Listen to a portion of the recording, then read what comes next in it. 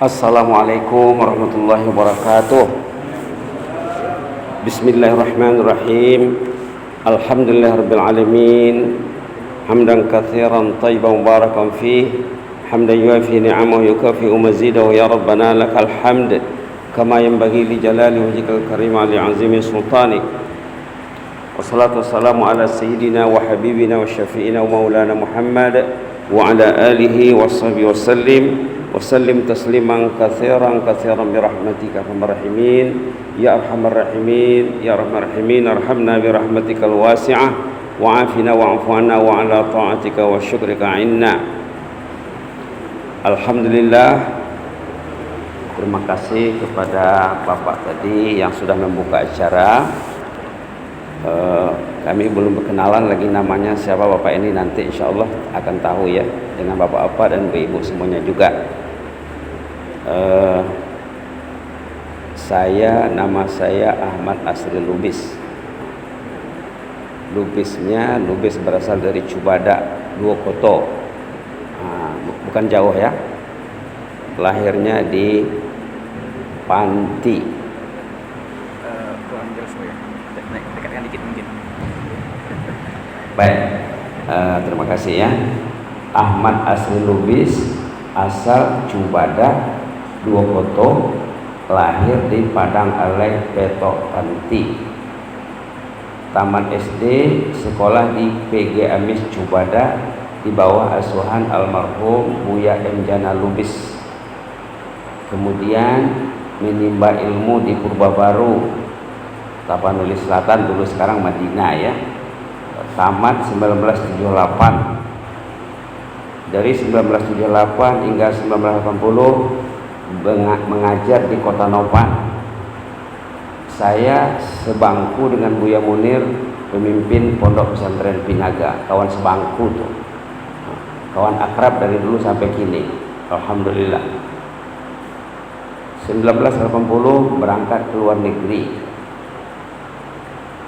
sampai 22, artinya 42 tahun. Belajar S1, S2 di Arab, kemudian S3 di Malaysia. Dalam 20 terakhir ini tinggal di Malaysia dan Brunei Darussalam, bolak-balik, 3 kali ke Brunei, 3 kali ke Malaysia. Jadi hidup itu hampir setengah abad di luar negeri, tapi masih bisa bahasa kita, alhamdulillah. Tapi mungkin tidak fasih nanti, bercampur nanti dengan Malaysia, nanti akan didengar, insyaallah. Alhamdulillah, di Malaysia saya bekerja dosen di beberapa universitas dan di Brunei juga, alhamdulillah. Tapi saya rasa nikmat belajar ini, saya rasa yang paling nikmat sekali belajar waktu di Purbabaru. Di sanalah surga belajar itu, surga menuntut ilmu kata orang pondok. Di sanalah rasanya nikmatnya di Purbabaru. Kemudian dilanjutkan ke luar negeri ya, di negara Arab saja dalam 14 tahun, alhamdulillah. Itu saja dulu, nanti bisa dilanjutkan lagi. Jadi judul yang kita pilih, pencinta rumah Allah dijamin selamat. Nanti insya Allah sesudah pengajian ada kertasnya yang sudah disediakan untuk dibawa pulang nanti. Sekarang kita dengar saja dulu. Judul ini diambil dari ceramah tablik akbar yang dilaksanakan di halaman kantor Bapak Bupati Senin yang lalu. Ustadz Abdul Samad hafizahullah itu kawan baik. Saya biasa bersamanya di Brunei dan di Malaysia, alhamdulillah. Sama juga dulu waktu hidup Syekh Ali Jabir rahimahullah, juga kawan baik, alhamdulillah. Dengan Buya Yahya yang di Cirebon juga biasa di Brunei, alhamdulillah. Semuanya ikhwah fillah, saudara-saudara seiman, dan sahabat-sahabat di sini juga saudara-saudara seiman. Saudara-saudara seiman ini yang dikatakan dalam Islam akhi fillah, akhi fil Islam. Persaudaraan ini bukan di dunia saja, sampai ke padang mahsyar, sampai ke jannah. Persahabatan mukmin bukan di atas bumi saja, sampai ke negeri pembalasan. Begitulah akidah umat Islam ya. Nah, di sini nanti dikatakan dalam bahan yang mau diketengahkan, pencinta rumah Allah dijamin selamat. Nanti ada yang berhubungan dengan sahabat mukmin. Baik, apa kata Al-Fadil Ustaz Abdul Samad hafizahullah? Kita kalau menyebut nama ulama ya, biasakan menyebut hafizahullah. Begitu kalau masih hidup. Kalau sudah meninggal rahimahullah, biasakan macam itu. Itu adab dalam Islam. Apa arti hafizahullah? Semoga Allah menjaganya. Kita doakan dia. Setiap kali kita menyebut hafizahullah, malaikat mengaminkan doa kita. Ya, katanya amin. Bapak juga akan dijaga Allah. Untung. Jangan Ustaz Abdul Samad, Ustaz Uwas saja. Kemudian tidak ada doa. Bapak Bupati hafizahullah. Kemarin tadi malam kebetulan saya mengisi ceramah di Nurul Huda. Imam salat maghribnya Bapak Gubernur hafizahullah. Sebut Bapak Gubernur hafizahullah, Bapak Bupati hafizahullah. Ini cara Islam. Kalau kita tidak sebut, kita rugi. Kalau kita mendoakan bapak-bapak kita, saudara kita, teman kita, malaikat mengaminkan doa. Ingin doa diaminkan malaikat, doakan orang lain. Jazakallahu khairan. Jangan lupa ya, istri didoakan hafizahullah, suami hafizahullah. Itu nanti kita bisa satu tajuk ceramah nanti tentang penggunaan doa hafizahullah rahimahullah. Jadi Al-Ustaz Al-Fadil Abdul Samad hafizahullah dalam awal tabligh akbarnya apa dia bilang? Nanti bisa dilihat lagi ya. Menit-menit pertama, menit kedua. Nanti kalau buka YouTube, coba lihat menit kedua. Kan di YouTube tuh bisa dilihat menit keberapa. Di menit kedua dibilang, alhamdulillah bapak-bapak dan ibu semuanya dirahmati Allah katanya. Kenapa katanya? Karena kita sudah sholat subuh berjamaah. Tabligh disampaikan sudah sholat subuh. Kita dirahmati Allah karena kita sholat subuh berjamaah. Baru disebut hadis Nabi, pernah terjadi di zaman Rasulullah SAW dulu, orang yang tidak datang sholat ke masjid. Terus disebutnya hadisnya apa dibilang? Zaka rajulun bala syaitanu fi uzuni. Orang itu dikencingi syaitan telinganya. Kalau bapak-bapak nak pasti buka semula, buka lagi, dengar lagi ceramah itu secara lengkapnya. Menit kedua permulaan ceramahnya. Bapak-bapak dan ibu-ibu yang dirahmati Allah sekalian, semuanya kita disayangi Allah, dirahmati Allah katanya, karena kita sudah sholat subuh berjamaah. Orang yang tidak sholat subuh berjamaah tidak dirahmati, bahkan dihina. Bukan saja lagi dihina oleh manusia, dihina oleh setan sendiri. Setan terkencing di telinganya. Hadis ini banyak sekali. Maka pencinta rumah Allah, sebagaimana tajuk kita ya, judul kita, dia menyelamatkan diri daripada dikencingi setan.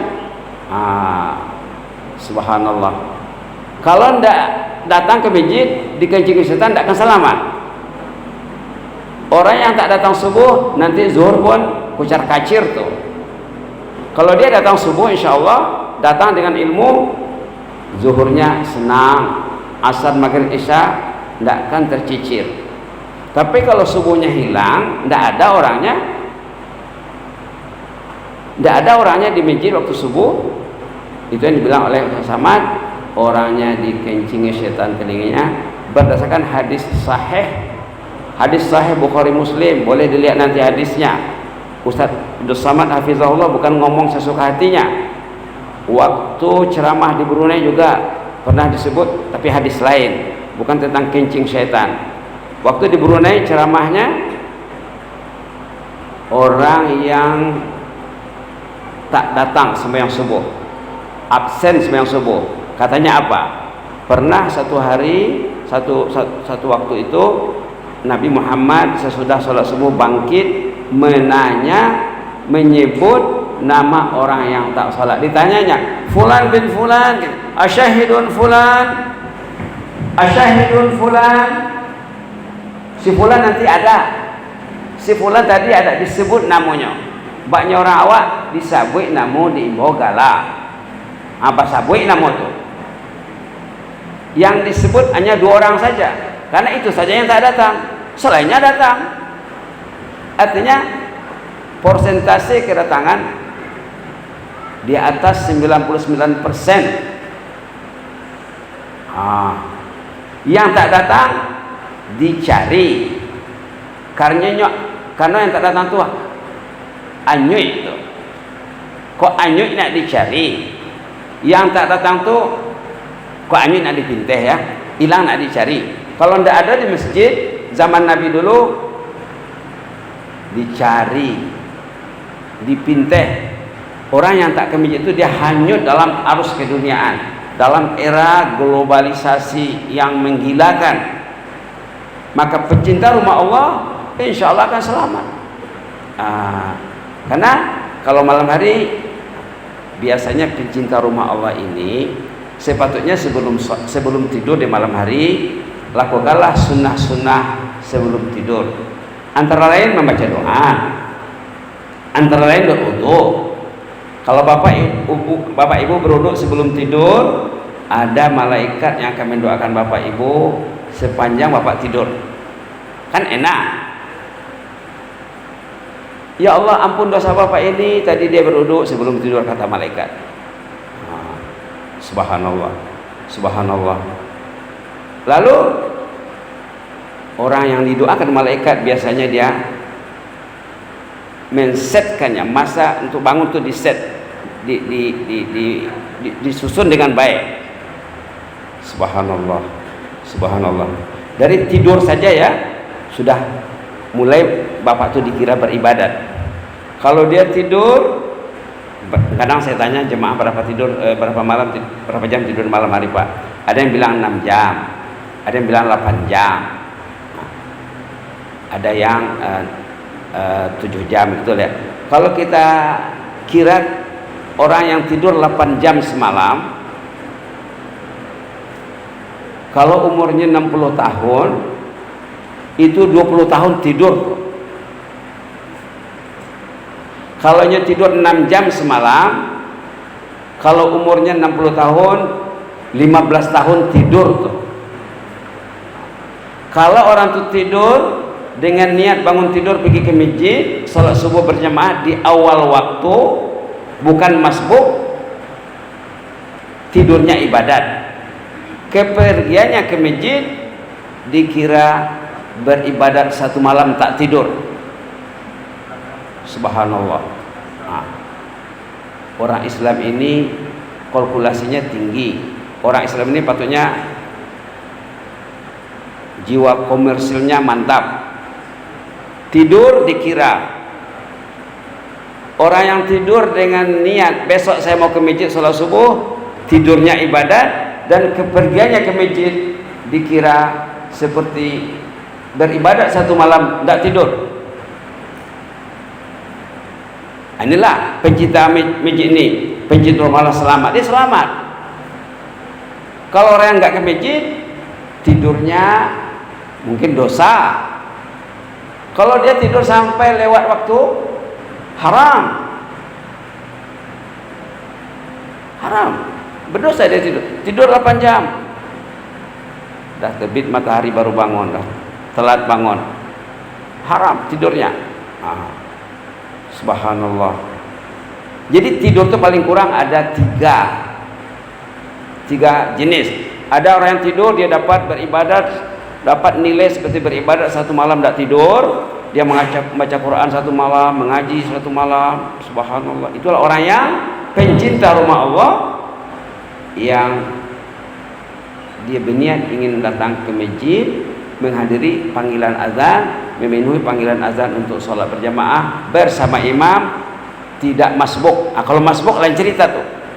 Kalau dia masbuk, tidak sempat takbir dengan imam, itu jauh merosot nilai ibadatnya.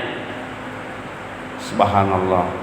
Orang yang tidur di malam hari dengan niat besok saya mau sembahyang di masjid Al-Falah contohnya, di masjid Nurul Huda contohnya, di masjid Mukhlisin Bandarjo.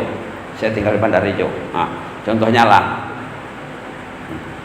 Tidurnya ibadah, kedatangannya sholat subuh dinilai seperti tidak tidur satu malam. Membaca Quran, sholat, membaca Quran, sholat, membaca Quran, sholat. Kama kapaile. Nah, apa mau dicari lagi? Bapak tuh tidur 8 jam, 6 jam. Dapat pahala seperti beribadat 12 jam. Kalau malam itu 12 jam, siang 12 jam.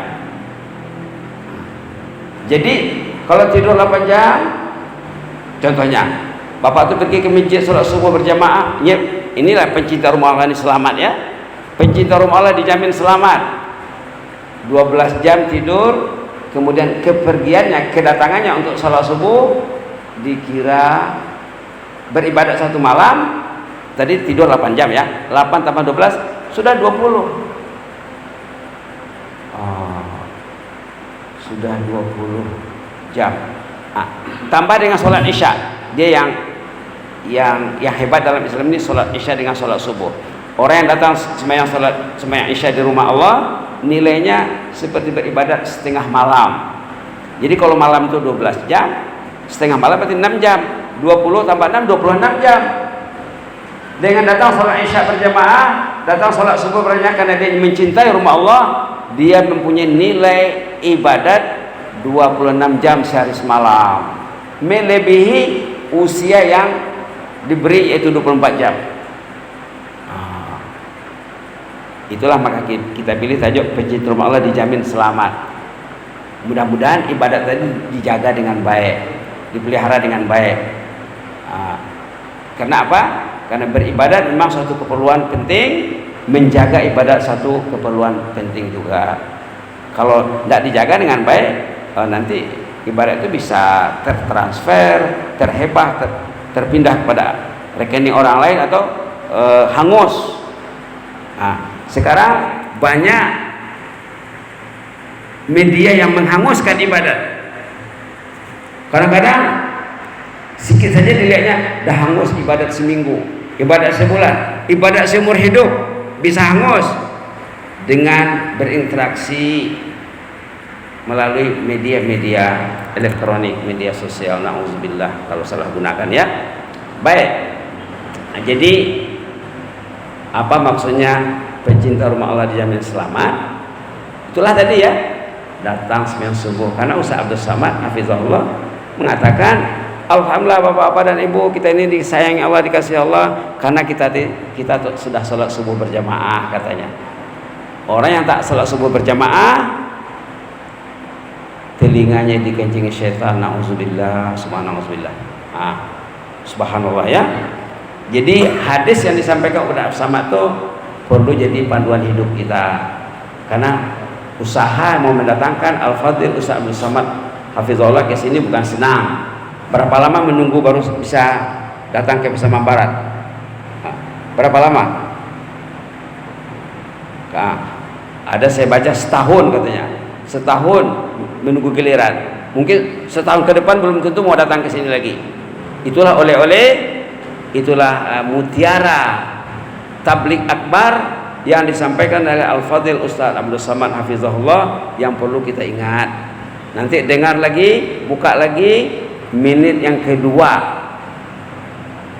Bapak dengar saja dari menit yang kedua ke menit yang ketiga, dah selesai. Kemudian dia cerita lain. Kalau mau mendengar penekanan tentang kecintaan kepada rumah Allah, itulah dia. Kalau waktu di Brunei seperti yang saya bilang tadi, dia menyampaikan satu hadis Nabi sesudah sholat subuh persisnya, baginda Nabi pernah bangkit menyebut nama orang yang tidak datang sembahyang subuh. Asyahidun fulan katanya. Si fulan ada tadi ndak, kata Nabi Muhammad. Kata sahabat ndak ada. Melihatlah ke sebelah. Asyahidun fulan. Si fulan ada tadi, ndak adanya sahabat. Jadi begitulah hebatnya Nabi Muhammad, cintanya kepada umat. Namun disabui gala diimbau, kok anyuk nak dipinteh, kok hilang nak dicari. Kalau hilang nak dicari, anyuk nak dipinteh, anyuk terusnya nanti. Kalau bapak tuh hanyut, ibu tuh hanyut, anaknya juga tidak dididik, anak nanti hanyut, cucu hanyut. Kalau bapak tuh meninggal, ibu tuh meninggal, ayahnya lah mati, mandehnya lah mati, dosanya hidup. Bapaknya sudah mati, ibunya sudah lama terbaring di liang lahat, dosanya hidup mengalir berterusan. Kenapa? Karena anak tidak dididik. Kalau anak dididik cinta masjid, dibawa anak ke masjid, diajar. Nanti meninggal ayahnya, meninggal ibunya, ayah mati, pahalanya hidup. Subhanallah. Pencinta masjid dijamin selamat, keluarga selamat, anak kemenakan, cucu kemenakan selamat. Subhanallah. Jadi sini dibacakan satu hadis Nabi ya. Hadisku hadis Imam Bukhari Muslim. Nanti akan dikasih untuk jemaah. Ada 7 golongan manusia yang selamat di sana. Satu diantaranya pencinta masjid. Selain pencinta masjid ada 6 lagi. Mungkin yang 6 ini 4 bisa kita dapati. Beko saja Pak ya. 7 golongan yang selamat, 1 pencinta masjid. Kemudian ada 6 lagi. Yang 6 ini 4 kategori, 4 bahagian bisa kita raih. Hadis ini dari Abi Hurairah radhiyallahu anhu, anin Nabi sallallahu alaihi wasallam qala, sab'atun yadhilluhumullahu yawma la dhilla illa dhilluh. Ada 7 kategori manusia yang selamat nanti di sana. Nomor 1, al-imamul adil, imam yang adil. Mudah-mudahan Bapak Bupati kita masuk di dalam. Mudah-mudahan Bapak Gubernur kita masuk di dalam. Tadi malam seperti yang saya bilang tadi, Bapak Gubernur imam sholat di Masjid Nurul Huda. Subhanallah, subhanallah. Bacaannya ado ibarat listrik, ado arus. Kadang-kadang kita mendengar Quran dibaca waktu sholat, tidak ada getaran di dalam hati. Tapi bacaan Bapak Gubernur tadi malam, ado karan, ado apa tadi? Ado sentrum. Tersentrum wak mendengar baca ya Bapak tuh. Bapak Bupati ngomong waktu di Tabligh Akbar Ustaz Samad, keluar hadisnya, keluar ayatnya. Terakhir sekali waktu Bapak Bupati mau mengundur dari ucapan apanya, kata-kata sambutannya, fastabiqul khairat, dia bilang. Mungkin Bapak tidak dengar. Artinya apa? Bersainglah mencari kebaikan itu. Fastabiqul khairat. Tidak pernah, tak tahu lah ya, tidak pernah, jaranglah pemimpin negara yang bilang macam itu. Itu bupati kita ya. Fastabiqul khairat. Wassalamualaikum warahmatullahi wabarakatuh. Itulah penutupnya. Subhanallah. Jadi nomor 1 yang selamat, pemimpin yang adil. Nomor 2, syabun nasya'a bi ibadatillah, anak kecil yang dididik ayahnya sampai dewasa, sampai dia besar taat dia. Itu nanti dicari malaikat di padang mahsyar. Yang 7 kelompok ini malaikat mengurusnya nanti, bukan orang itu mengurus dirinya, mereka dicari. Yang ketiga, warajulun qalbuhu mu'allaqun fil masajid, orang yang hatinya terpaut di masjid. Itulah maka kita pilih tajuk ini, judul ini. Rajulun qalbuhu mu'allaqun fil masajid, orang yang hatinya terpaut di masjid. Sesudah keluar nanti Isya, besok berniat dia mau datang lagi. Sudah keluar subuh, nanti zuhur saya datang lagi ya Allah. Sesudah dia keluar zuhur, asar nanti saya akan datang lagi ya Allah. Walaupun tidak di sini, mungkin di Nurul Huda, mungkin di Simpang 4 sana, mungkin di tempat lain, mungkin di musala, mungkin di surau. Yang penting rajulun qalbuhu mu'allaqun fil masajid, orang yang hatinya terpaut di rumah Allah. Maka di sini nanti ada doa supaya hati kita terpaut di rumah Allah. Ada doa di sini. Allahumma ja'alna minal muhibbina li baitika hatal mamat banina wa hafada. Bisa kita baca ya, Allahumma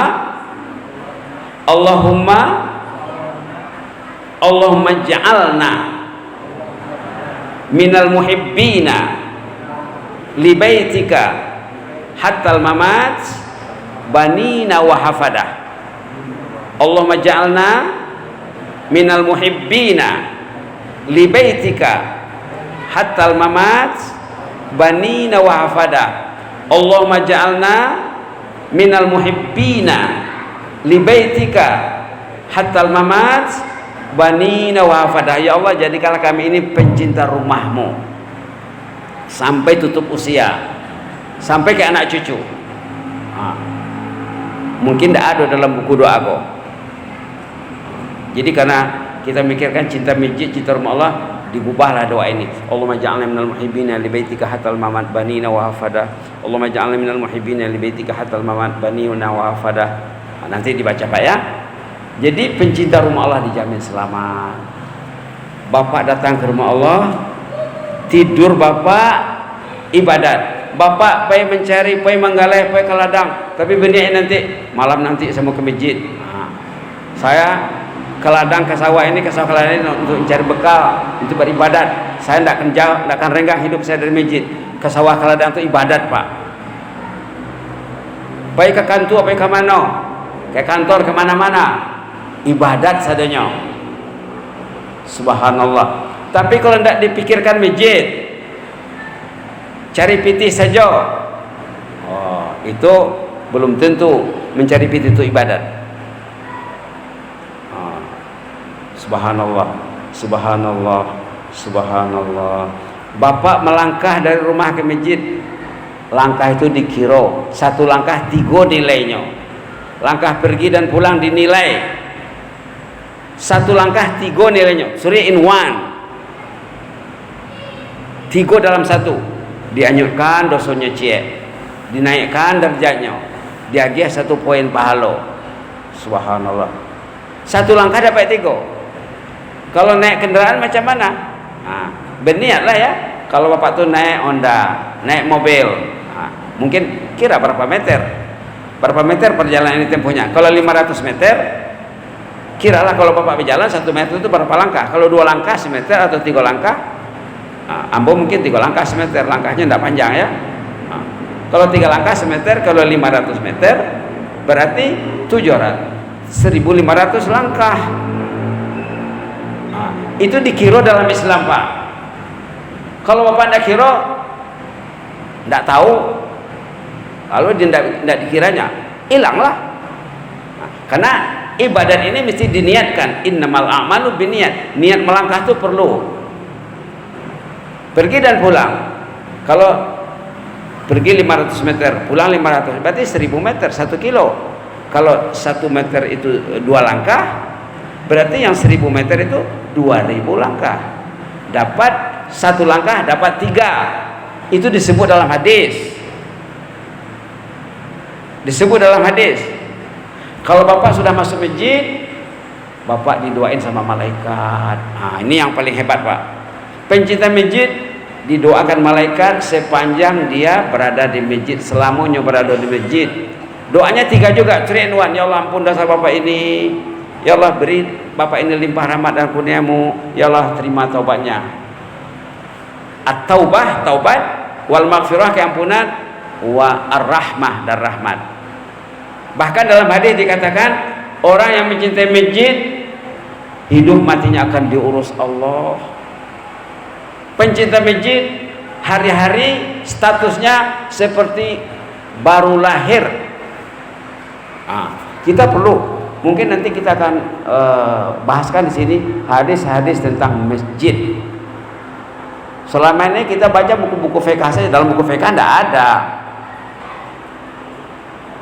Kalau kita baca hadis-hadis tentang masjid, pencinta masjid selama berada di masjid didoain sama malaikat. Ya Allah, ampun dosa bapak ini, ibu ini, beri dia limpah rahmat dan kurnia, terima taubatnya. 3 dalam 1.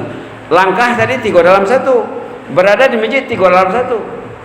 Pergi bapak kerja ke sawah, ke ladang, ke kantor, ibadat. Kan enak, kan selamat nanti. Itu maka kita pilih tajuknya pencinta rumah Allah dijamin selamat. Subhanallah. Subhanallah. Ada di zaman Nabi Muhammad sahabat rumahnya agak jauh dari masjid. Rumahnya jauh dari masjid.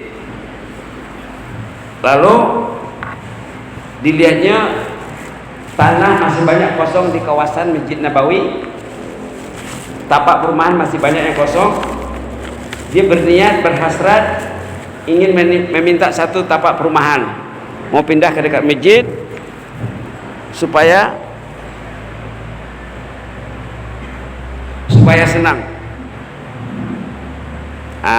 Supaya senang. Oke, baik. Bapak kok dicarinya tanah perumahan di sekitar Masjid Nabawi masih banyak yang kosong. Jadi mau minta satu tapak perumahan, dia mau bikin rumah di sana supaya dekat dengan masjid.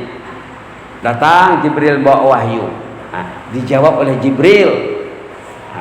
Kalau zaman dulu kalau ada masalah datang Jibril. Artinya apa? Tidak usah pindah Pak, katanya. Kalau Bapak pindah nanti nilai perjalanan Bapak akan surut. Nilai langkahnya akan berkurang. Bapak ini selalu baca ayat ini ya. Ayat dalam surah Yasin. Halaman pertama, apa ayatnya? A'udzubillahi minasyaitonirrajim. Inna nahnu nuhyil mauta wa naktubu ma qaddamu wa atharahum wa kulla syai'in ahsaynahu fi imamin mubin. Kalau Bapak Ibu hafal bisa kita baca serentak. A'udzubillahi minasyaitonirrajim. Inna nahnu nuhyil mauta wa naktubu ma qaddamu wa atharahum wa kulla syai'in ahsaynahu fi imamin mubin. Kegundahan, kegelisahan jemaah, dia merasa gelisah, rumahnya jauh, ingin meminta tapak perumahan di dekat masjid Nabi, dijawab oleh Jibril. Wa naktubu ma qaddamu wa atharahum. Jejak langkah Bapak direkam, ditulis, dinilai, dibalas. Akhirnya tidak jadi pindah.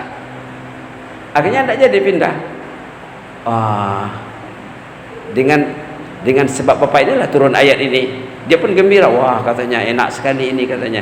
Jibril menjawab kegundahannya, kegelisahan pikirannya. Subhanallah, subhanallah. Jadi duduk di masjid, berada di masjid dapat doa malaikat, tapi katanya dalam hadis itu jangan batal air sembahyang. Kalau uduknya batal, terputus doa malaikat. Kalau uduk batal, pergi ambil uduk. Satu. Yang kedua, langkah tadi Pak ya, langkah tadi. Yang paling penting apa yang dikatakan tadi, pendidikan, aspek pendidikannya. Kita ke masjid ini kita niatkan untuk mendidik anak cucu, anak menantu, mendidik mereka dengan perbuatan, dakwah bilhal, dakwah dengan perbuatan. Saya ke masjid ini untuk dakwah. Dapat nilai plus lagi ya, dapat nilai ekstra lagi, dakwahnya dapat, nilai-nilai lain juga tidak tercicir.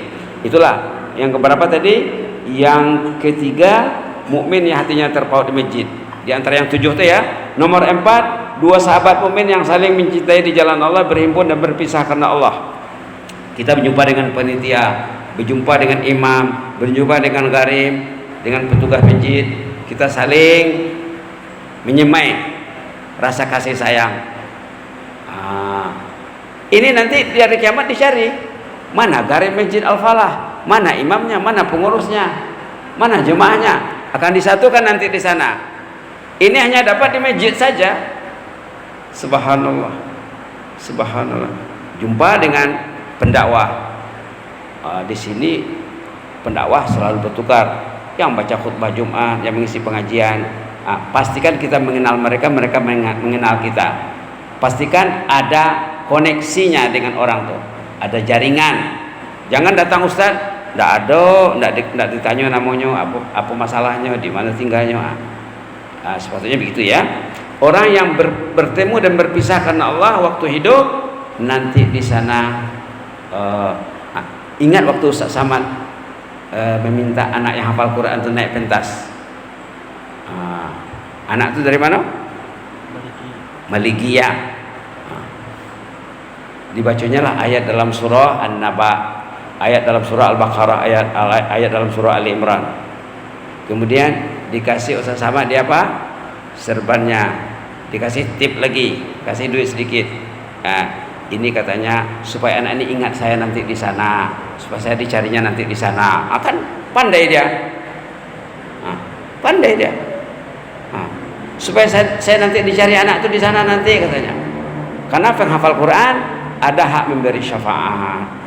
Orang alim ada hak memberi syafaat. Orang saleh ada hak memberi syafaat.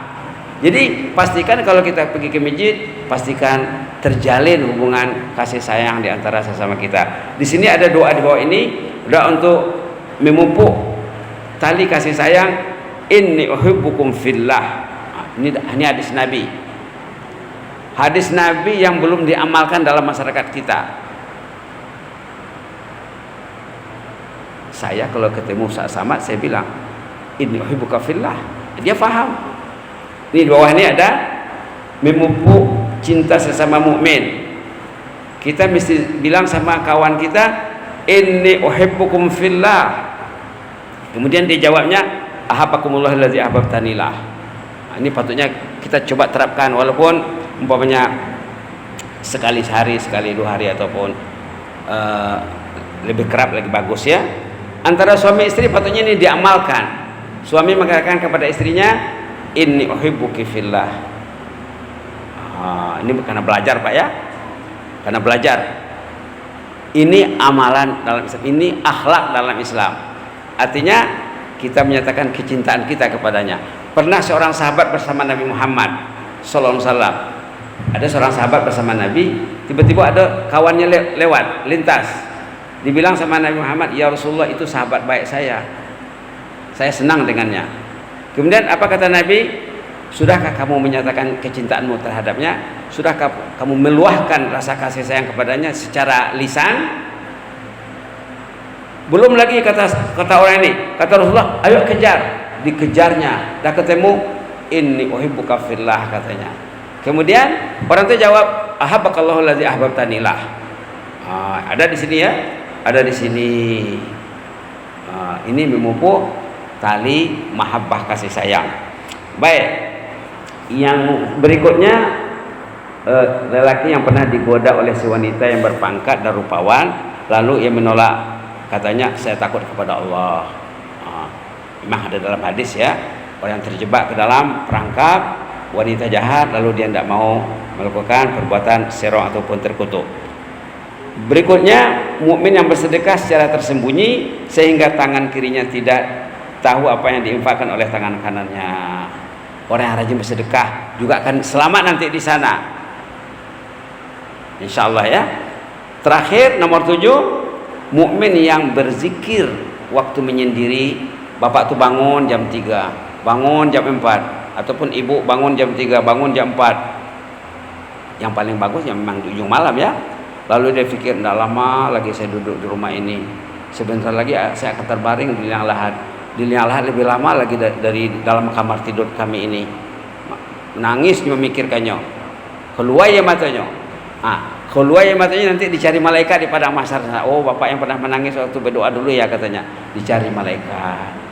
Itulah 7 ya, pemimpin yang adil, anak yang taat dari kecil, pencinta masjid, yang bersahabat karena Allah, yang menyelamatkan dirinya pada godaan wanita yang ingin berbuat serong, berbuat jahat, orang yang rajin berinfak, dan yang menangis waktu beribadat menyendiri ataupun waktu sholat tahajud dan baca Quran dan lain sebagainya. Tapi kita fokuskan kepada cinta masjid. Cinta masjid ini Pak ya, kalau kita baca hadis-hadis tentang cinta masjid, sudah dibilang tadi Allah menjamin orang itu selamat. Banyak cerita ini. Ada cerita yang unik dari Batu Sangkar. Ibu itu meninggal usianya kira-kira 84 tahun. Subhanallah. Dari mudanya memang cinta masjid. Setiap malam ke masjid, kalau pergi maghrib tidak pulang sehingga selesai sholat isya. Kalau ada pengajian dia dengar pengajian, kalau ada pengajian dia baca Quran. Subhanallah, subhanallah. Nama kampungnya si Mabua namanya. Nama masjidnya Masjid Ihsan di Batu Sangka. Dia meninggal sesudah sholat maghrib, waktu bawirid la ilaha illallah, la ilaha illallah. Disitulah rohnya diambil. Apa amalannya? Cinta masjid dari usia mudanya. Itu maka dikatakan dalam hadis Nabi tadi, pencinta masjid dijamin selamat, hidup matinya selamat. Subhanallah. Nah, ada pula kawan sahabat baik saya masa di Brunei, ada 5 tahun tinggal satu rumah dengannya. Orangnya orang Thailand, tapi yang berbahasa Melayu, Khatani. Nah, pencinta masjid. Subhanallah. Lah abih kontrak kerjanya dengan Brunei, pulang ke Thailand. Dia meninggal di masjid sesudah sholat subuh, menunggu duha. Nah, duduk di masjid i'tikaf menunggu sholat duha, di situ diambil rohnya. Subhanallah, subhanallah. Kenapa kadang-kadang susah orang itu nak meninggal? Kebanyakannya karena jauh dari masjid, satu. Yang kedua, karena orang tuh jauh dari masjid, dosanya bertimbul. Dosa bertimbul. Dosa yang bertimbul itulah menyebabkan sakitnya susah, matinya payah. La ilaha illallah. Dan dibilang tadi, orang ke masjid, selama di masjid dia didoain sama malaikat. 5 kali ke masjid satu hari, 5 kali didoakan malaikat. Ampun dosa bapak ini, terima taubatnya, berilah dia lembah rahmat dan kurniamu. Subhanallah, subhanallah. Lalu cerita ketiga, ini sahabat di Brunei.